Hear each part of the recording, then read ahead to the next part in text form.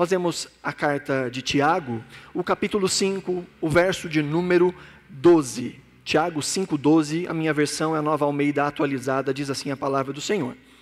Acima de tudo, meus irmãos, não jurem nem pelo céu, nem pela terra, nem por outra coisa qualquer, mas que o sim de vocês seja sim, e que o não de vocês seja não, para que vocês não incorram em condenação. Quero ler mais uma vez com os irmãos, este versículo diz assim: acima de tudo, meus irmãos, não jurem nem pelo céu, nem pela terra, nem por outra coisa qualquer, mas que o sim de vocês seja sim, e que o não de vocês seja não, para que vocês não incorram em condenação. O Senhor nos abençoe, mediante a exposição da sua palavra, no nome de Jesus. Amém. Amém. Queridos, nós estamos no finalzinho dessa carta, em que agora o Tiago passa a dar conselhos diversos aos irmãos que recebem estas instruções. Até aqui ele vem falando desta fé que é materializada na forma como nós lidamos com as dificuldades, com as aflições, o jeito como a gente usa a nossa fala, a nossa palavra, a nossa língua, o jeito como a gente trata as pessoas, a falta de acepção de pessoas e tratar todo mundo de maneira igualitária. Na semana passada, nós pensamos um pouco nessa resposta que nós damos em meio a um mundo corrompido, um mundo onde existe opressão, onde existe injustiça. Nós cristãos somos chamados a vivermos com paciência. Paciência diante das coisas que nós não podemos controlar. Paciência diante das ações e reações de pessoas que nós não podemos controlar. E paciência diante daquilo que a gente não sabe às vezes nem explicar. Não consegue nem entender, porque certas coisas acontecem a certas pessoas em determinado momento da nossa caminhada. Então existem essas coisas que podem tentar roubar a nossa fé, roubar a nossa firmeza, roubar a nossa paciência. E Tiago então nos diz que nesse período em que nós aguardamos a volta de Jesus, em que toda injustiça será cobrada, em que toda maldade será cobrada, em que as coisas voltarão para o eixo, enquanto isso não acontece, Tiago diz que nós devemos ter esperança, que nós devemos ter paciência. Agora ele passa a tratar de uma outra postura que é esperada de nós neste tempo de espera em relação à volta de Jesus. O que é esperado de nós? E aqui ele fala novamente sobre confiança, mas agora de nós sermos pessoas que são confiáveis. Não simplesmente confiar em Deus, mas sermos nesse mundo pessoas confiáveis. Nós vivemos num mundo onde a confiabilidade está em baixa. São muitas narrativas. Termos como fake news têm ficado cada vez mais populares, em que muitos usam discursos simplesmente por vantagem ou para tentar enganar o outro. Ninguém está preocupado neste mundo no qual nós vivemos com verdades, mas sim de ressaltar as suas vontades, as suas ideologias, a sua forma de ver a vida. E para isso vale qualquer coisa, vale mentira. E nós vivemos num tempo em que está ficando cada vez mais difícil diferenciar o que é verdade do que é inteligência artificial. Eu tenho recebido vários videozinhos recentemente, não sei se vocês já viram um videozinho do menininho dentro do elevador, fechado, aí ele fica preso e coloca de joelhos lá e fala: Senhor, eu estou com medo, mas cuida de mim. E aí a porta se abre, as pessoas falam: nossa, que lindo, inteligência artificial, e você caiu na inteligência artificial. Tem outro vídeo que tem um boneco ali, de um espantalho, na época do Halloween, e o boneco vem para cima de um menininho, e ele olha e fala: está amarrado em nome de Jesus. Ele fala assim: poxa, que criança crente, inteligência artificial. Está cada vez mais difícil distinguir o que é verdade do que é inteligência artificial. As pessoas estão caindo cada vez mais em golpes. Conversava com uma pessoa recentemente, em que ela dizia que uma amiga dela estava num grupo ali, que ela precisava depositar apenas R$2.000 para resgatar um prêmio de não sei quantos mil reais. Aí essa pessoa falou assim: bom, se é verdade isso, fala para descontar do prêmio que você tem para receber, por que você vai mandar dinheiro? E a pessoa dizia: não, mas é verdade porque nesse grupo tem até o Roberto Carlos. Eu falei: meu Deus! Um grupo que tem o Roberto Carlos e você está, só pode ser mentira. Mas nós vivemos num mundo onde está cada vez mais difícil o que é verdade e o que é mentira. ao ponto de que as pessoas mascaram verdades, mudam de discurso de acordo com conveniências. E aí tem um ditado que diz que o print é eterno, né? Então a pessoa vai lá e dá uma opinião. Passa um tempo, ela dá uma opinião completamente contrária, e alguém vai lá nas postagens e resgata. Olha aqui o que essa pessoa falava há 50 anos atrás, né? E pessoas vão tentando manipular de um lado para o outro a opinião pública, mudam de opinião, mudam de discursos. Tratados são rompidos, acordos de paz são estabelecidos num dia e rompidos no outro dia. Promessas vazias são ditas para evitar desconforto. A pessoa não tem coragem de dizer não, não quero, não vou. A pessoa diz, vamos marcar. Não, sim, vamos fazer, uma hora dessas a gente faz, né? São tentativas de tangenciar a verdade. Numa tentativa de se manter uma boa aparência. Não quer incomodar, não quer o desconforto das pessoas saberem que você não quer fazer aquilo que você está dizendo. Sem contar as trapaças, as bajulações, os exageros, tentando ganhar alguma vantagem. Sabe quando o filho chega para a mãe e fala, mãe, você é tão linda, tão cheirosa, eu gosto tanto de você. Aí a mãe já pergunta, o que você quer? Né? E às vezes as pessoas fazem isso no ambiente de trabalho, o marido faz com a esposa faz com o marido, né? Quando dizem que quando a esmola é demais, o santo desconfia. Numa tentativa de manipular a verdade para fins próprios. Por isso, nesse mundo, onde a verdade, desde a queda, não é tão fácil de ser discernida, houve a necessidade de nós tomarmos emprestado a reputação de alguém.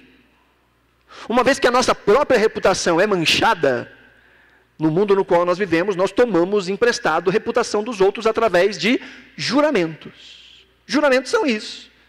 Pegar a reputação de outro, ou trazer um pouco mais de peso à nossa palavra. Isso foi inclusive incorporado no nosso ordenamento jurídico, em que a gente precisa, em alguns lugares, jurar. Pessoas diante de juízes, testemunhas diante de juízes, têm que jurar, dizer a verdade. Você já viu cenas, né? Levanta a mãozinha, põe a mão no peito, levanta a mãozinha. Eu juro dizer a verdade, somente a verdade, nada mais do que a verdade.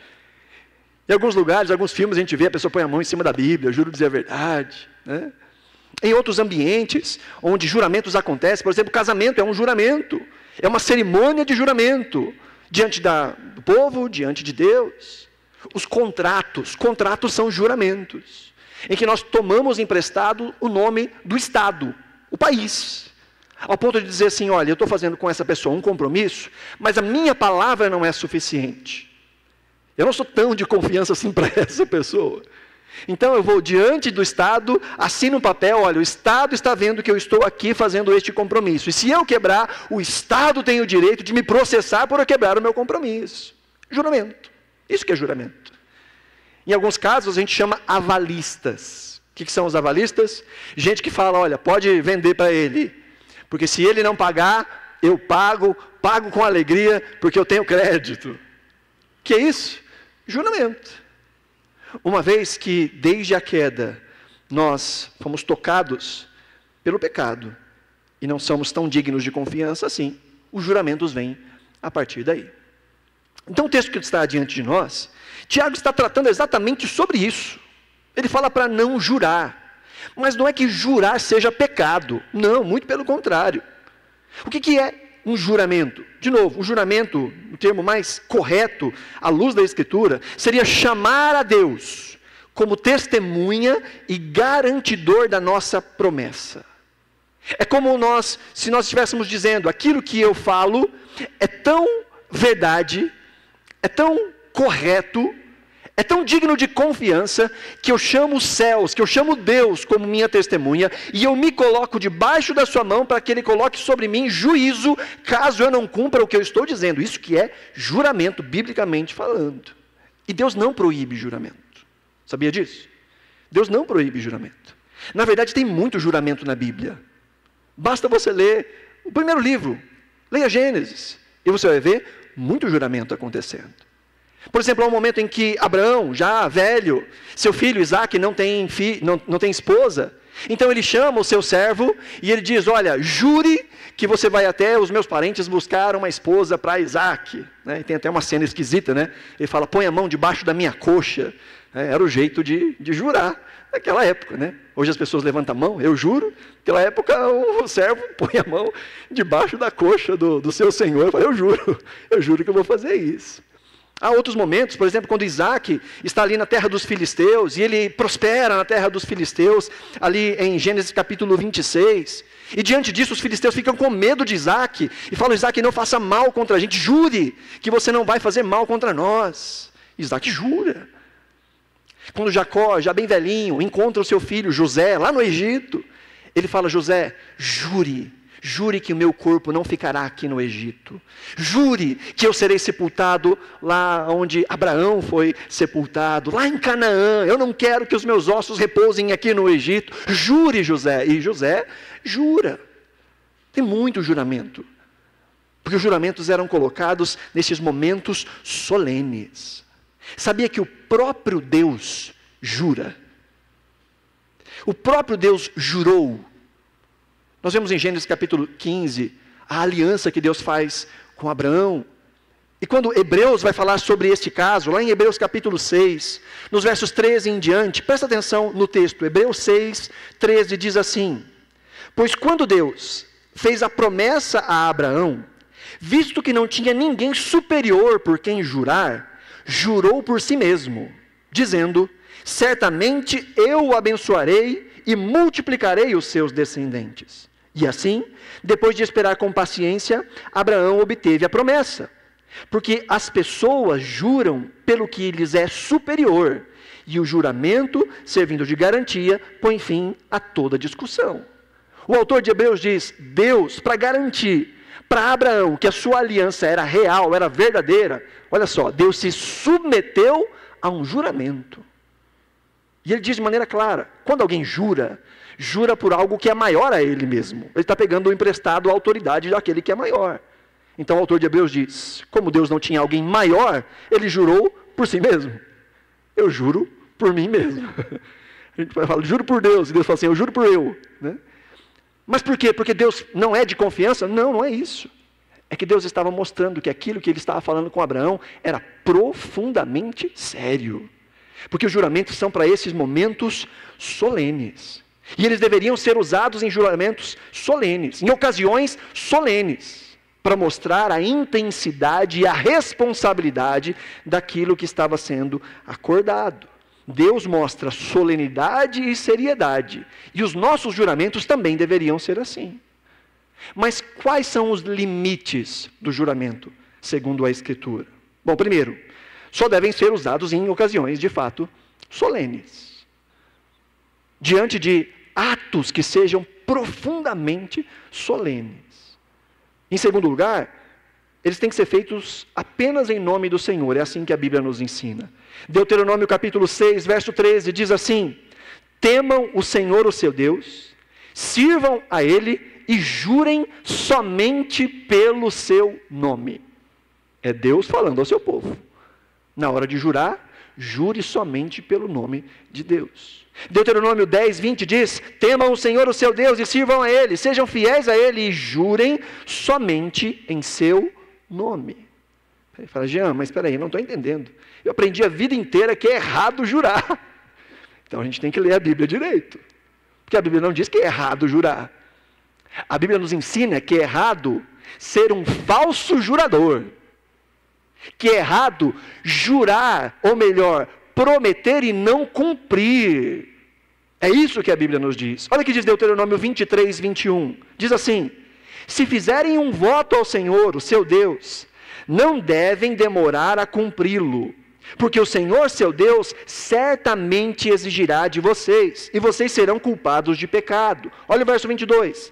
Mas se vocês se abstiverem de fazer voto, não serão culpados de pecado.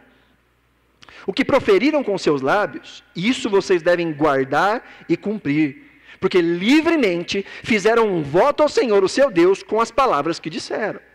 Entende o que Deus está falando ao povo? Ele diz, olha, ninguém precisa jurar. Ninguém precisa empenhar a minha palavra nos seus compromissos. Mas se você empenhar a minha palavra nos seus compromissos, você precisa cumprir o que você prometeu. É o que diz o autor de Eclesiastes também, no capítulo 5, no verso 4, ele diz: quando você fizer algum voto, não demore em cumpri-lo, pois Deus não se agrada de tolos. Cumpra o voto que você fez. Mas olha o verso 5, ele diz: melhor é não fazer voto do que fazer e não cumprir. Não consinta que a sua boca te leve a pecar, nem diga ao mensageiro de Deus que foi um descuido. Porque fazer com que Deus fique irado por causa de você, ou por aquilo que você diz, e deixar que Ele destrua o que você fez. Veja, então, o que o Senhor nos ensina na sua palavra, é que existem momentos solenes que cabem um juramento. E nós continuamos a fazer juramento. Como eu disse, uma cerimônia de casamento é uma cerimônia pública de juramento. Quando nós assinamos um contrato, nós estamos fazendo um juramento. Quando nós descemos as águas do batismo, dizendo que nós vamos ter uma caminhada com o Senhor, o que estamos fazendo? Um juramento. Juramento continua fazendo parte. O que Deus nos condena a fazer é tomarmos juramentos vãos. É pegar o nome de Deus emprestado, é usar o nome de Deus para as nossas maracutaias. É isso que Deus condena. Então o resumo é: ninguém é obrigado a jurar, mas se jurar, tem que cumprir. Amém, gente? Deu para entender isso? Esses são os limites que a Bíblia nos ensina sobre juramento. Então o que é que Tiago está nos ensinando? Como eu disse, juramento continua acontecendo. As profissões, quando alguém se forma, né, no final, no dia da formatura, tem muita gente que está prestes a se formar por aí, né? Ela vai ter que ir lá na frente de todo mundo, ou vai um representante da turma, não é assim? E faz um juramento. Tem o juramento de Hipócrates, que os médicos fazem, né?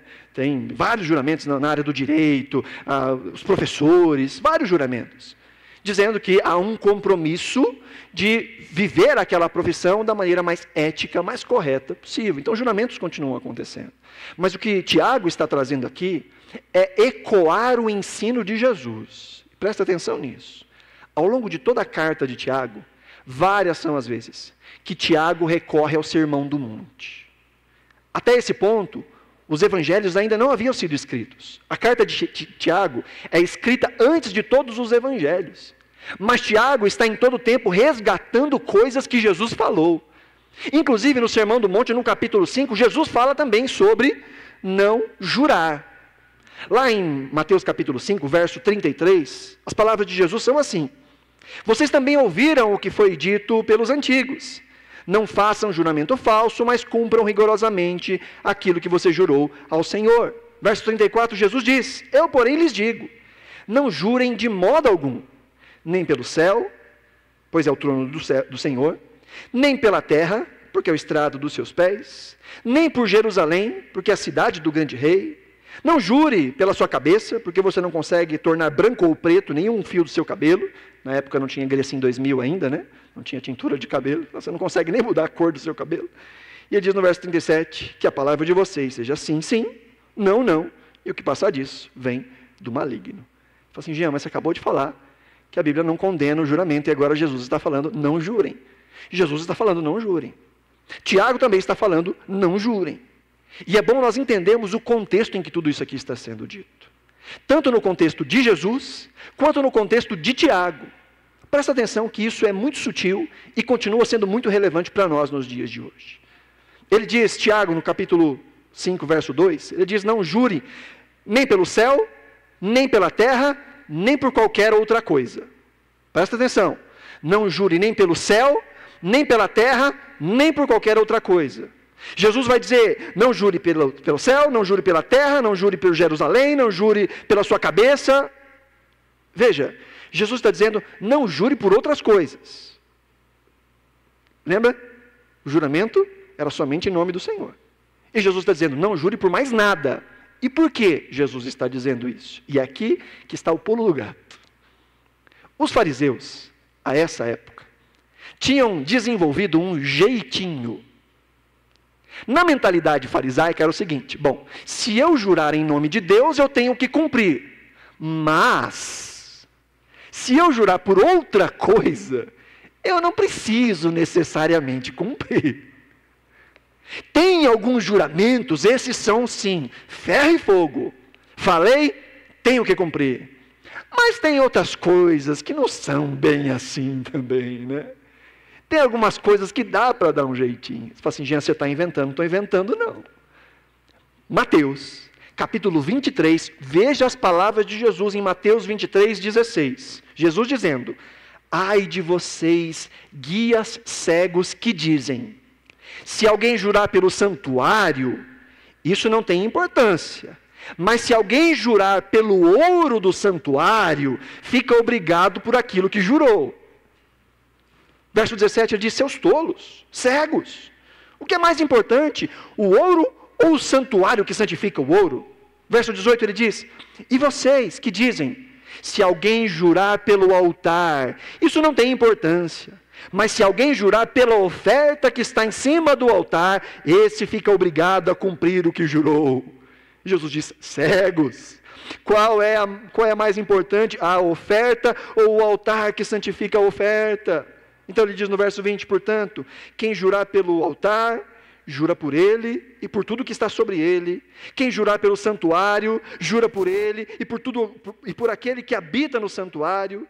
E quem jurar pelo céu, jura pelo trono de Deus e por aquele que está sentado no trono. Entenda o argumento de Jesus. As pessoas estavam dando um jeitinho para não serem de confiança. E elas diziam, bom, se a gente jurar pelo templo, tudo bem. Mas pelo ouro não, aí tem que cumprir.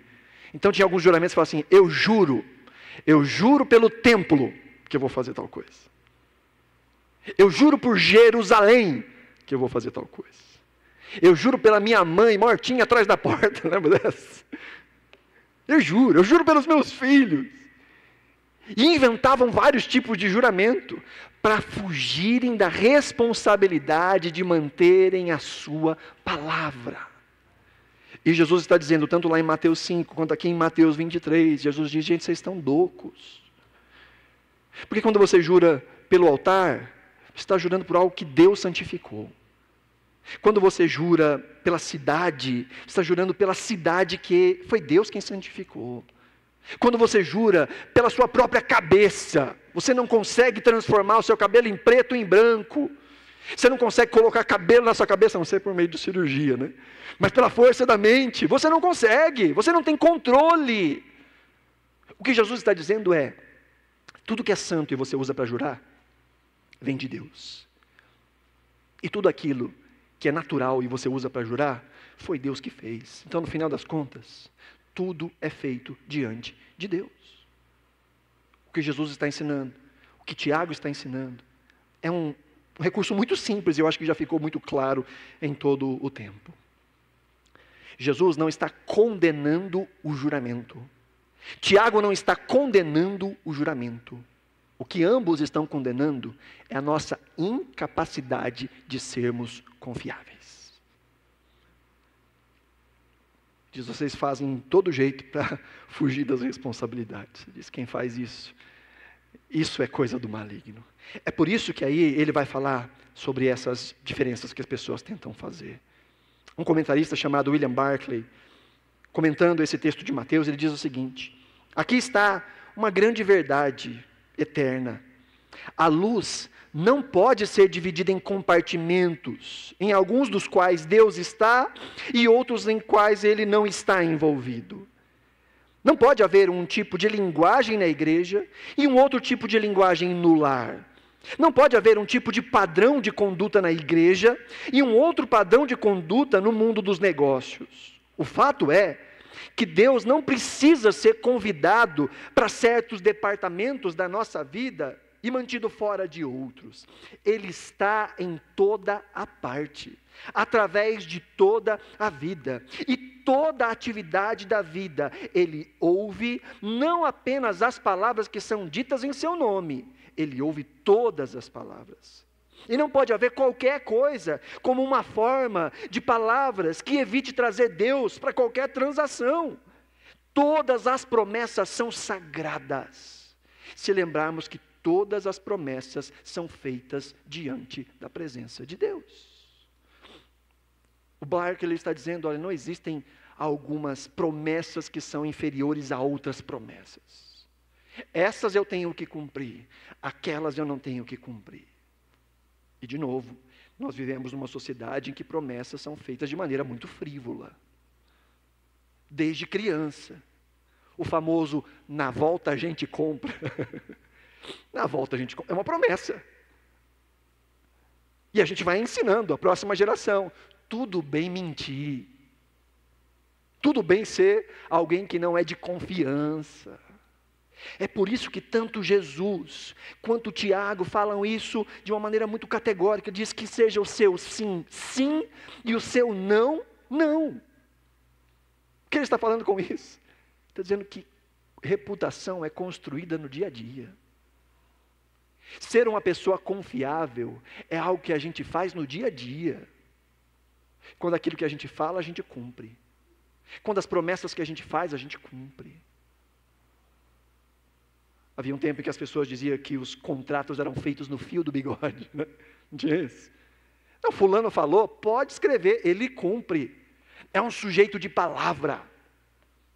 Dizia-se antigamente que aquilo que o homem tem de mais precioso é a sua palavra. Mas no mundo no qual nós vivemos, isso está cada vez mais raro. Promessas lançadas ao vento, a fim de alguma forma termos algum tipo de vantagem. O que Tiago condena, o que Jesus condena, é quando nós usamos algum tipo de garantia e não cumprimos a nossa palavra. É quando fazemos compromissos e não honramos com os nossos compromissos. É quando nós dizemos, em alguns casos, você leu todas as diretrizes da comunidade e está de acordo com aquilo que ela ensinou. Aí nem leu. E põe, li tudo e concordo. Faz parte da nossa sociedade. Quando nós dizemos que concordamos e não concordamos. E depois queremos correr atrás dos nossos direitos, mas está lá, está escrito.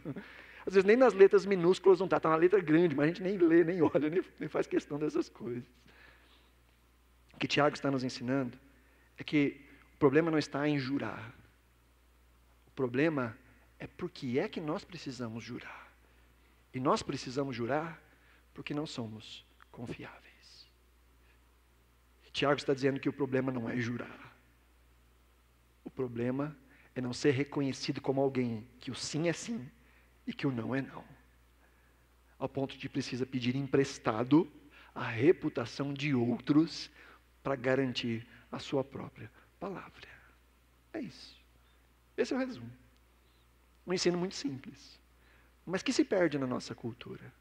Porque ainda, queridos, na nossa cultura existe uma mentalidade que existem certas coisas que a gente fala por falar. E outras que a gente tem que cumprir. Não, isso é sério, isso é sério. Mas outras coisas, não, prometi. Prometi uma coisa para um filho, prometi uma coisa para um marido, prometi uma coisa para um colega de trabalho. Eles vão entender. Falei da boca para fora. Eu nem pensei, foi um descuido, como diz o autor de Eclesiastes. Depois não venha dizer que foi descuido, diz o autor de Eclesiastes. Não. Pense antes de fazer. A título de aplicação, de maneira muito prática.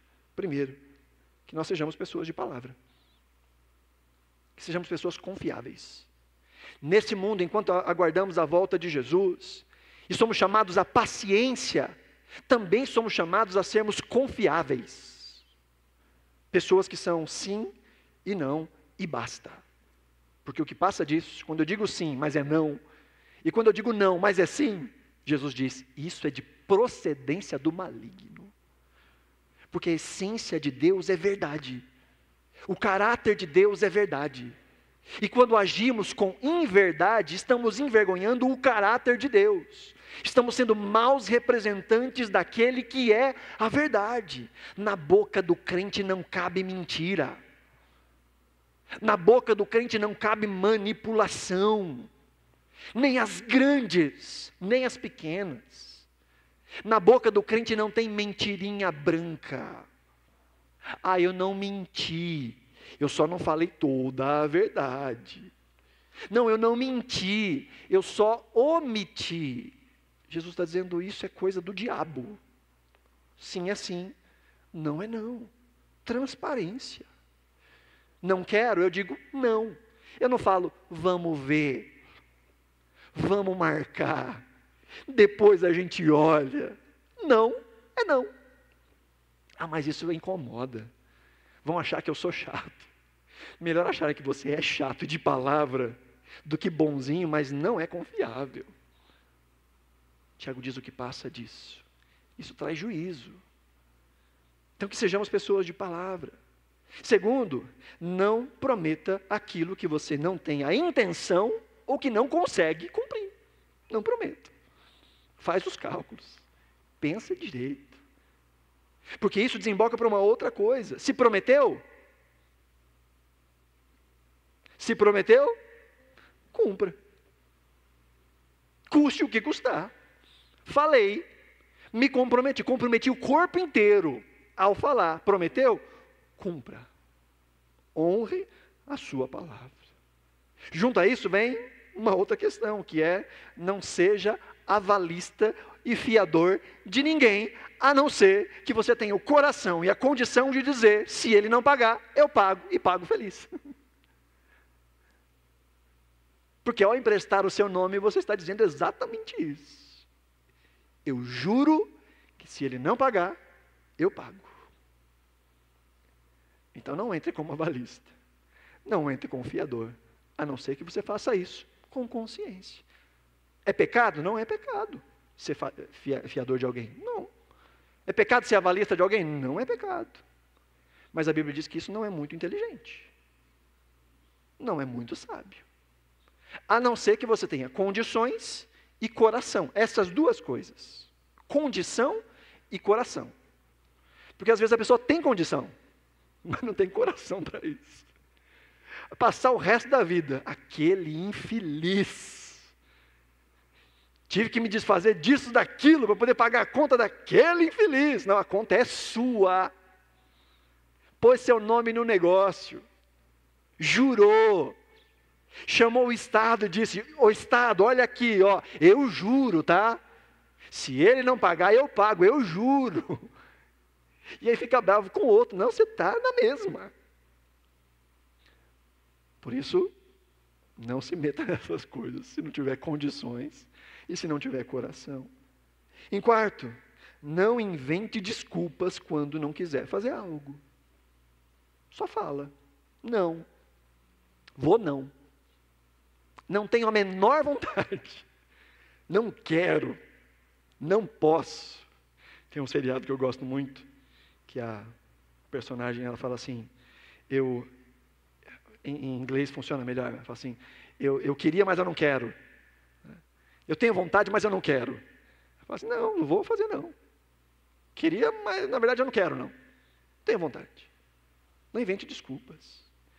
Não fique dizendo meias verdades. E por último, caso a sua reputação tenha sido maculada, reconstrua a sua reputação.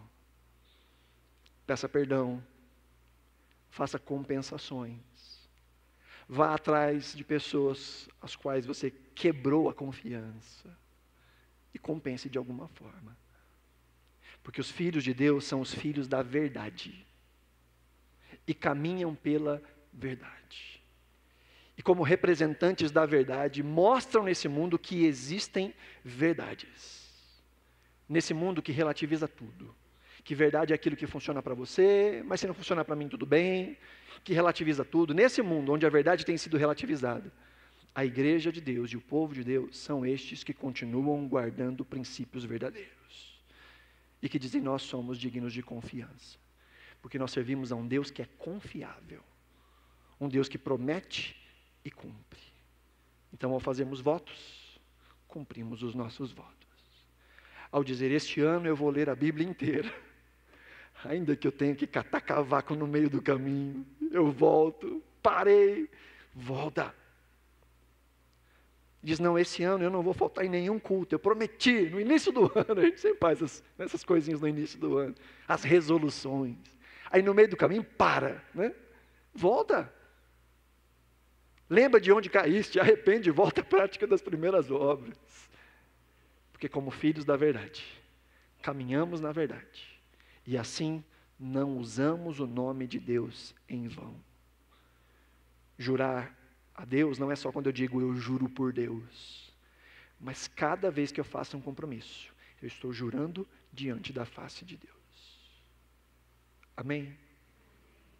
Que o Senhor nos ensine a sermos confiáveis, em nome de Jesus. Como eu disse em Gênesis capítulo 15, Deus promete para Abraão que por meio dele viria o descendente, aquele que por meio dele seriam benditas todas as famílias da terra.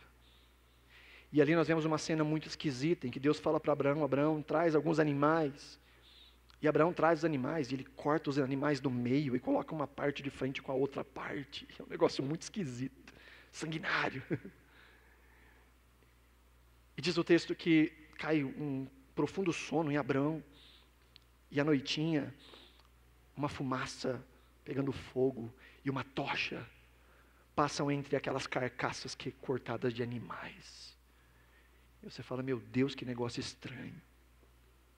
Mas quando a gente entende que essa era a forma que se faziam alianças no Antigo Testamento, quando um poderoso se juntava com um pequeno, eles faziam um pacto, e esse pacto trazia esses símbolos. O animal era cortado ao meio, colocado parte a parte, e as duas partes passavam entre aquelas carcaças dizendo que aconteça comigo o que aconteceu com esse animal, se a minha palavra não for cumprida. Em Gênesis capítulo 15, Abraão não passa por meio da carcaça dos animais. Quem passa é Deus com Deus. E ao passar pelas carcaças dos animais, diante da promessa feita a Abraão, Deus está dizendo que aconteça comigo o que aconteceu com esses animais, se eu não cumprir com a minha parte na promessa. E na cruz do Calvário, tudo isso se manifesta.